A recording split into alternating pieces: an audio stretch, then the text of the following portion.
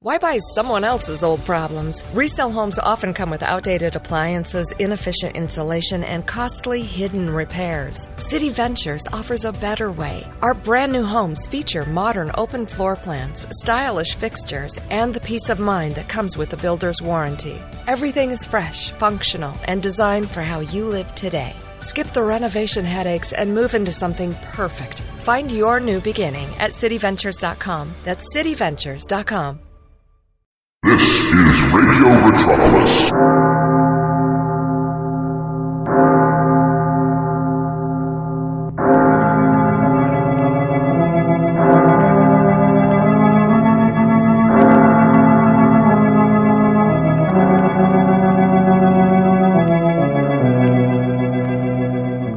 Who knows what evil lurks in the hearts of men?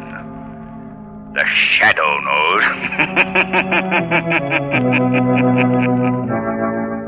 Welcome to the Shadow Radio Podcast here on Radio Metropolis. Tonight, fingerprints of a knife thrower who was executed 8 years earlier are found in the room and on the dead body. When the killer strikes again, the same fingerprints are found at the scene. This is called Phantom Fingerprints from October 29th, 1939 here on Radio Metropolis.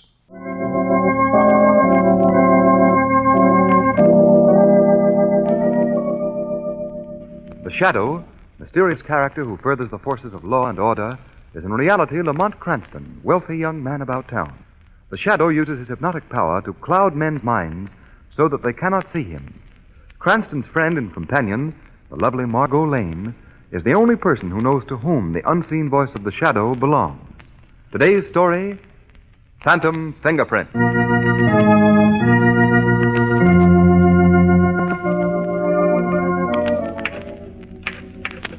But you must understand, Lord Hawley, I am a woman. No. And let's see. I am a lady. No. I am. You am crazy. Did you say something, Margot? Oh, Lamont, you're marvelous. Well, what do you mean? You've been sitting at that typewriter for the past 3 hours, mumbling, I am a lady. I am a woman. Margot, you just don't understand how an author must search for the right word. Search? That was a manhunt. Well, now tell me, do you think she should say, I am a woman, or I am a lady? Well, that depends on what she is. Well, she's both. Why don't you play safe and just call her a female? Oh, now there you go again. Now, how do you think it would sound for her to stand up and say, I am a female? Well, I was only trying to help. Oh. Say, haven't you a date with Commissioner Weston to take him to your rehearsal tonight? Oh, that's so. I did want to rewrite this scene and take along with me, though. Well, then call her a woman and let it go at that. Well, a woman isn't bad. It's very good. Yes. I am a woman. Say, that is good. I am a woman. Sheer genius. I am a woman. Now, come on, let's get down to police headquarters.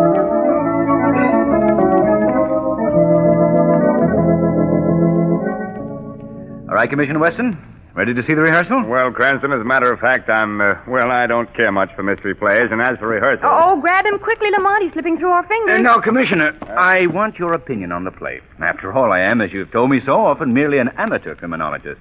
I'd appreciate the judgment of an expert. You really want my opinion? Your invaluable opinion, Commissioner. Well, in that case, Miss Lane, since you put it that way... And the publicity agent thinks it'll be good for the show if you come to see a rehearsal. Oh, so that's it. So I'm just being used as a publicity gag. But good publicity, Commissioner. Here's your hat, Commissioner. And your coat, Commissioner. Well, come in. Good evening. Oh, I didn't know you had visitors, Chief. Oh, come in anyway, Doc. Come on in. This is Miss Lane and Mr. Cranston, Dr. Kilgore. How do you do? How do you do? We've met before, Doctor. Yes. Doc Kilgore's our medical examiner. He's been with the force for... How long is it, Doc? 40 years. Next Thursday, Commissioner. Yes, of course. By the way, Doc, the men on the force are throwing a little party for you to celebrate your long service. Yes, I know. And I appreciate your thinking of me, really, but I just hate to be reminded that I'm getting old. Well, Doc, I've been thinking things over, and I thought that the party would be a good place for you to announce... My retirement? Yes, Doc. Now, I have your pension papers in the drawer of my desk here. I haven't signed it yet because I wanted to talk to you first. Well, hasn't my work been satisfactory, Commissioner? Doc, you're the best medical examiner in the country. But we're thinking of you. You've worked hard all your life. Now you can retire at full salary and enjoy yourself. Oh, why? If I retired, I'd be dead in 6 months. Now, Doc, that's no way for you to talk. I'm an old fire horse, Commissioner. I wouldn't know what to do with myself if I didn't have my work to do. But, of course, if you want me to retire, I'll do it. I wouldn't think of it, Doc. I was only doing it for your sake. Well, then, shall we forget it for the time being? You see, I don't want to retire yet, Commissioner. Oh, forget it then, Doc. All right. Well, I guess I'd better get along. Oh, what is it you came in to see me about, Doc? Oh, what's it? Would you rather we left the room, Dr. Kilgore? Oh, no, indeed not. It can wait until morning. Well, we'll miss the first act unless we hurry. You see, Doctor, Mr. Cranston's play is in rehearsal tonight, and he wants my critical opinion. But if you want to talk to me, I'll be glad to... No, indeed. What I have to tell you can wait, Commissioner. Oh, well, let's go then. Oh, by the way, Doc, those reports I wanted you to look at are right here on my desk. Yes. Now, you sit right down and go over them. There'll be no one around here to bother you at this time of night. All right, Commissioner. We've got exactly 16 minutes to get there. We'll never make it. We will with a police escort, Miss Lane. Police escort? Wow, did you hear that, Lamont? Yes, Margaret. Goodbye, Doctor. Goodbye, Dr. Kilgore. Now, don't work too hard, No, Doc. I won't. Have a nice time. Thanks, we will. I'm going to work the siren. Oh, well, now to work. Now, let me see. Where did he say those reports were? No, they're not here. Oh, yes, of course. Here they are on the desk. Now, let me see. Oh, yes, indeed. This is going to be a mighty interesting case. Why, that's odd. I thought I heard something. Hey, who's there? Who's there? I said. I can't see you over there in the dark. Oh, no. No, not you. No, don't look at me that way. No, you couldn't. I'll call for help. Oh, please, you couldn't. What have I done to you? Please speak to me. Don't just keep looking at me that way. Well, you wouldn't kill me. Well, you couldn't. It's impossible. I'll call for help. This door is locked. Oh.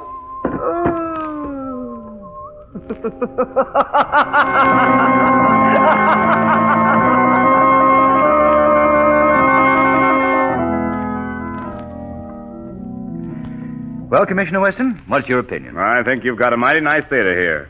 A mighty nice I think Lamont's more interested in your opinion of his play, Commissioner. Well, of course. Oh, that. Well, now look, Cranston, your villain is supposed to be a master criminal. Yes? He makes a foolish blunder, for one thing. Well, then, you don't think a master criminal would leave his fingerprints around, even by accident? Emphatically, no. Well, I don't see why. Mr. Weston. You're being paged, Commissioner. Yes, one of my men from headquarters. Guy, what are you doing here, Giles? Well, Dr. Giles, hello. Chief, I've got bad news for you. Doc Kilgore is dead. Dead? What? Why, we just left him 2 hours ago in my office. He's been murdered.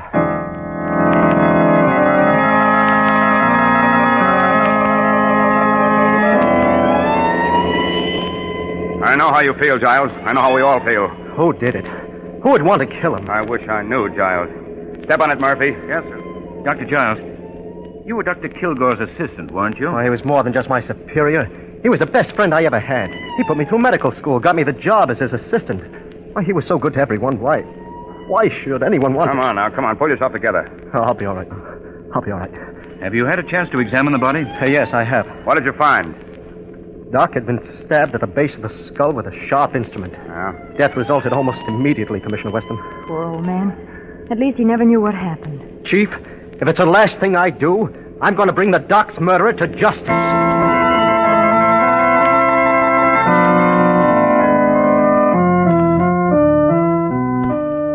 Who did you say was with you when you discovered Doc Kilgore's body, Molly?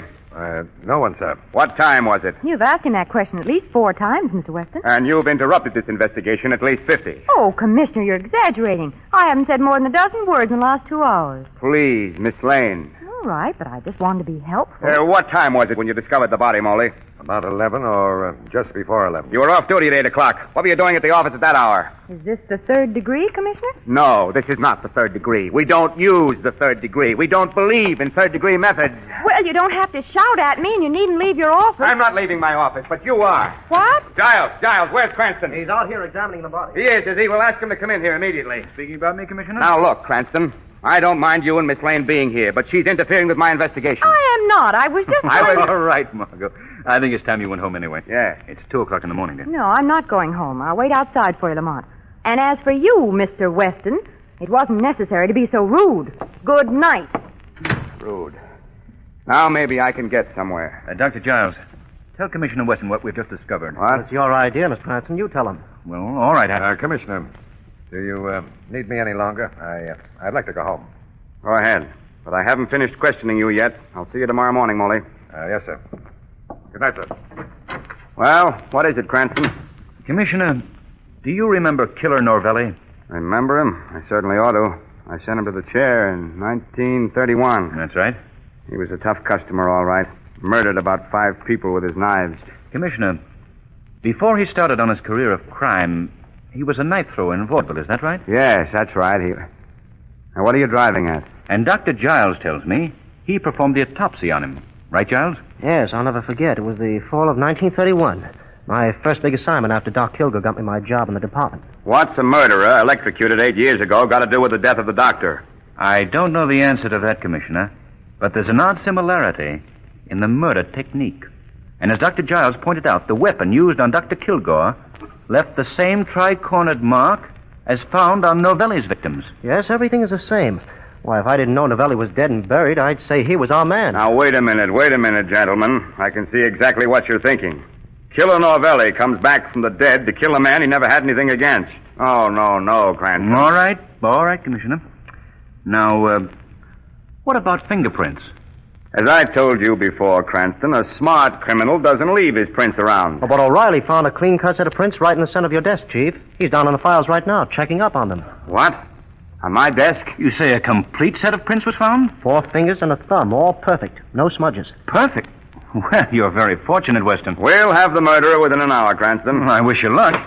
Chief, I've got the murderer. Here's the rat who killed Doc Kilgore. Molly? I knew your story sounded phony. I didn't do it. Dr. Kilgore was a friend of mine.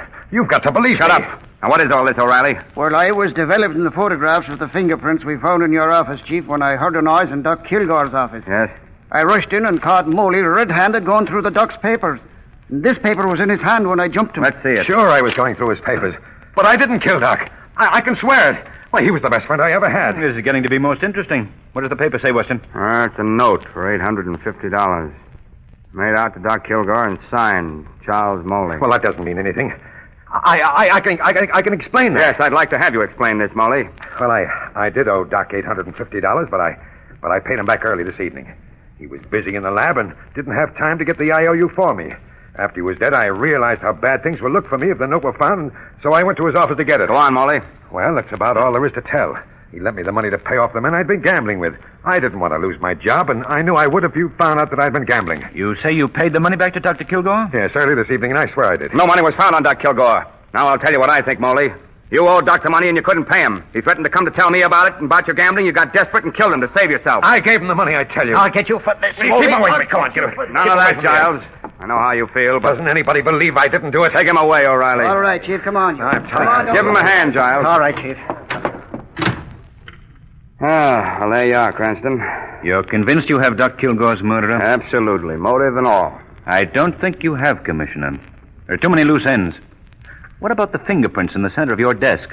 Why was the knife thrown instead How do you of... know it was thrown? Just a hunch. You can't convict a man on hunches. I've got proof and a motive. What happened to the money? There never was any. That was part of Moley's phony story. Oh, I see.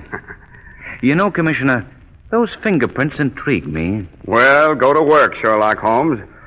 Oh, for me, I'm going home and get some much-needed sleep. Come in. I'm sorry to bother you, Chief, but is O'Reilly here? No, he's busy. What did you want? Well, it's about the prints, Chief. The ones we found on your desk. What about them? Well, I've checked them, and I've rechecked them. And they don't make sense. What are you talking about? The fingerprints we found on your desk, Chief. Belonged to Killer Norvelli. But he's been dead since 1931. A burst pipe, a dead water heater, the AC calling it quits. Who do you call? HomeServe is an easy way to handle unexpected home repairs with plans covering stuff basic homeowners insurance usually won't. Instead of scrambling for a contractor, you make one call to get the repair process started. Join the millions of customers who trust HomeServe right now. Go to homeserve.com/podcast for 50% less your first year. That's homeserve.com/podcast. Savings compared to renewal price. Void in Florida.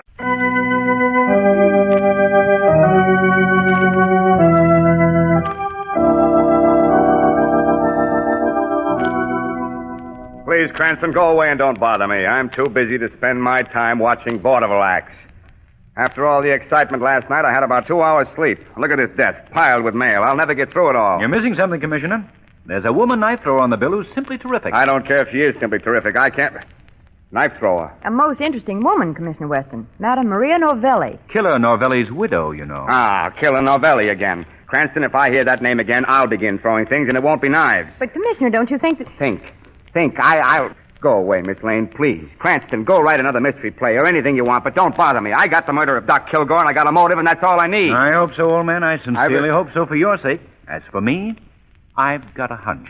Come on, Margot. Bye, Commissioner. Goodbye.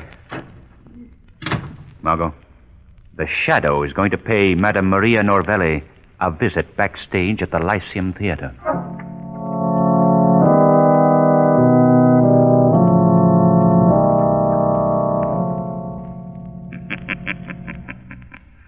Maria Norvelli. What? Who is there? I can see no one. It is I, the Shadow. You cannot see me, but I can see you.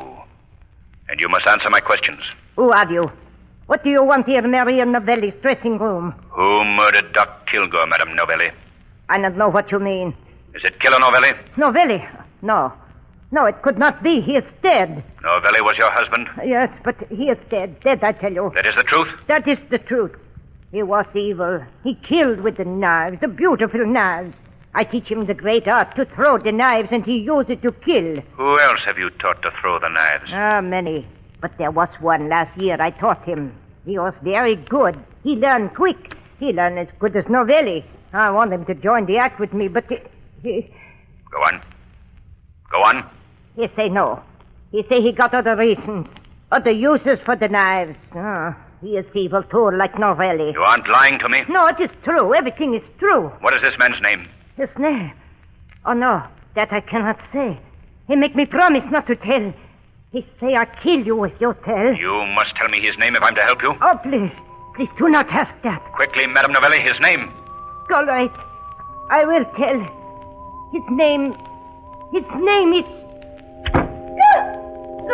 Madame Novelli. She's dead.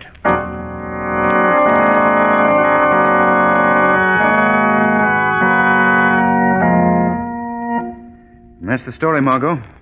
According to Dr. Giles' report, the same weapon that killed Doc Kilgore also killed Madame Novelli. Any fingerprints found this time, Lamont? Oh, yes. The ever-present fingerprints were there. Perfect set as usual. And, of course, they belonged to our friend, the late Killer Novelli. But how could a dead man go around killing people? He couldn't, Margot. That's just it. The murderer is merely using a very clever device to throw the police off his trail. Yet the fingerprints do match, Lamont. Yes, confound it. That's the confusing part of this whole thing. If I knew how the murderer performed this neat little trick, I'd know better where to look for him. Well, darling, at least you were smarter than Commissioner Weston. He thought Moley was the guilty party. Yeah. Old boy was a bit upset that the killer should have struck again and Moley safely guarded miles away under lock and key. Still, I can't be too hard on Weston. My record hasn't been too good on this case either. All I know, maybe Killer Novelli is alive. Maybe he's the man we're after all. Oh, I know that mood of yours when I hear it. Come on, Chief. You and I are going out for a nice brisk walk. Oh, it's getting pretty late, Margot. Besides, I've No, got... I won't take no for an answer. Now, come on. Here's my right. hat and my gloves and... Oh, dear, look at them. Just look at them. Look at what? Oh, your gloves. What's the matter with them? Oh, they're ruined, that's all. Ruined. I just got them back from the cleaners, and they washed them instead of dry cleaning them. Now, look. Yeah. They've ripped. Of course they've ripped. All the oil's been washed out of the leather. If they had any sense, Hey, they'd wait a minute, know. Margot. Oil, leather, Preserved? Margot, if the oil was still in the leather, the preserving oil, they'd still be good. The gloves, I mean. Lamont, sometimes I That's think... it, Margot. Of course that's it. You've just given me the one link I need to solve the case. But how? I don't understand what Remember I told you if I knew how the murderer performed his trick, I'd know where to look for him? Yes, but what... Well, Margot, right now the Shadow has to make a call on a gentleman in a dissecting laboratory.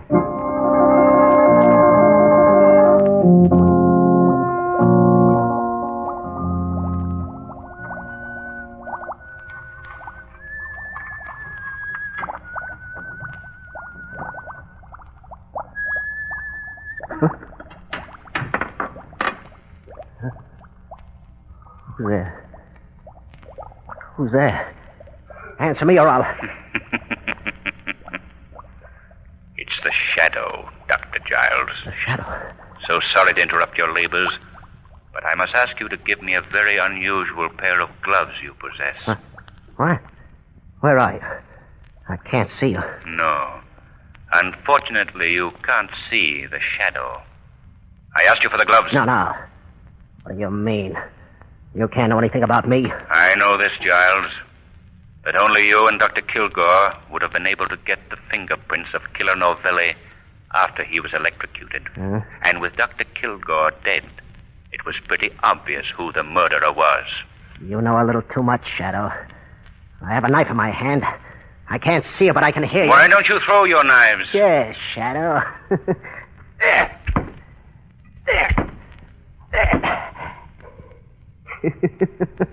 I'll kill you. No, Dr. Giles. I'll not be another of your victims. Yeah? Well, what do you want of me? I want your confession to the murder of Doc Kilgore and Maria Novelli. I also want that pair of gloves you made of human skin. Huh? The skin you took from the tips of Killer Novelli's fingers when you performed the autopsy and then kept in preserving oil. You know too much, Shadow. But I can talk plainly to you, because you won't live to tell. You killed Doc Kilgore? Yes, I kill him. But why? Why, Giles? Because he stood in my way. I should have been head of the department long ago. But I had to wait for him to die. You also had found out that you had Killer Novelli's fingerprints and was going to tell Commissioner Weston the night you murdered him. Is that right, Giles? That's right. But he can't tell now, can he? Madame Novelli's dead, too, because she knew too much. Everyone thought Novelli did it, didn't they? You were very clever, Giles. Yes. I prepared for years to do this. First, I stole the fingerprints from Novelli's hands when I performed the autopsy on his body. Then I got Novelli's own wife to teach me to throw the knife the way he did. No one would catch me. No one would suspect me. My crime was perfect. No crime is perfect. In some way, the criminal slips up and is brought to justice. Now, what is all this? Huh? Why'd you send for me, Giles? I sent for you, Commissioner. The Shadow. Shadow. Here in headquarters? Yes, Commissioner. And this is the man you want. The murderer of Doc Kilgore and Madame Novelli. What? Giles? Yes, Giles. Surprised, eh, Commissioner? Yes, I did it, but you couldn't catch me. You'd never have found out. And now that you have, you're not gonna take me alive. Not alive, you Quick, hear me? Preston, stop him! Stop him! Giles, drop that knife! Afraid it's too late, Shadow. He's dead. Killed himself.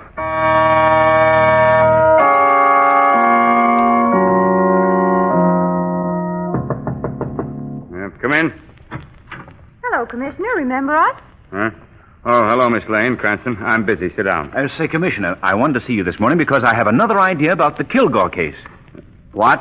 Hey, wait a minute. Don't you read the papers? The papers? I broke the case wide open last night. It was Giles. I knew it all the time. Giles? Yeah. Well, what do you know about that? Giles? Well. Do tell us, Commissioner, why did Giles do it? Go out and buy yourself a paper, Cranston. I'm sorry. I've got a luncheon date with the mayor, and I'm late now.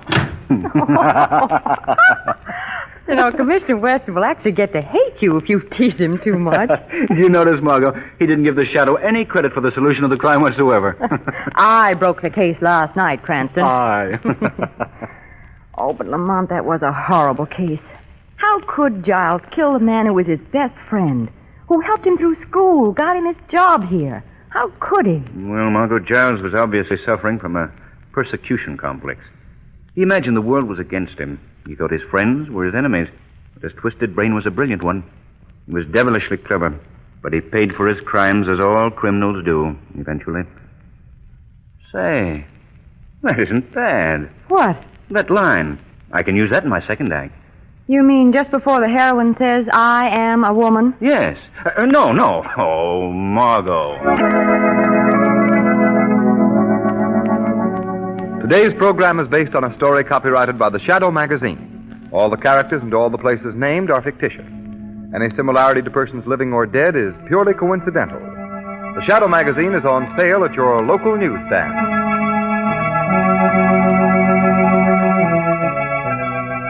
The weed of crime bears bitter fruit. Crime does not pay. The Shadow knows. That was Phantom Fingerprints from October 29th, 1939 here on the Shadow Radio Podcast on Radio Retropolis. This was the strongest episode so far in the 39-40 season, as it's keeping a more sinister tone throughout, as well as having a real sense of mystery to it. I really enjoyed this episode, if you haven't noticed. I think the reason for this tone is that scriptwriter Sidney Sion, who had some real history with this show, as well as being a major influence in another iconic character who we'll talk about. He was a former actor with the Goodman Theater in Chicago, did a few radio gigs and some plays before he turned to scriptwriting, in which he wrote several episodes of The Shadow and the CBS Radio Mystery Theater. He actually began writing for The Shadow during the Orson Welles era and penned some rather exceptional episodes, which is why I think we're seeing a really good turnout in this episode. One of those exceptional episodes wasn't a Welles episode. It's actually a Johnstone episode. It's called The Laughing Corpse. That will be heard shortly here. When I say shortly, I mean it's part of the 39-40 season of Bill Johnstone. So we will be hearing it in the next, it's in a very close succession of podcasts coming up. And what makes that episode so special, well, I'll tell you, we will talk about it a little bit more once that podcast and once that episode is played, because you have to hear it and then it'll start to fit in a little bit more. That particular episode is the template, inadvertently, for one of the great iconic villains of all time, and not one that was his villain, but it's one that he inspired, and that was the Joker from Batman. Oh, yes, we'll talk about that. His scripts for The Shadow were dark. They were raw. Many of them, such as this one, Phantom Fingerprints, concluded with a well-explained conclusion by the villain as to how the crimes were committed. And sometimes they say these things before they are killed or, in this case, commit suicide. Sidney Sion went on to write a little for early television, but he left the industry forever after 1960 to work the family business, and that was about it. He died in 1995 at the age of 84. I'm assuming he had a pretty good life. That was Phantom Fingerprints on the Shadow Radio Podcast from October 29th, 1939 here on Radio Retropolis. We'll see you next time. This is Radio. Ready to love your floors again? At S&G Carpet & More, choose from waterproof LVP, carpet, hardwood, and laminate. Expertly installed start to finish. Visit sgcarpet.com. S&G, more than carpet, where quality is affordable.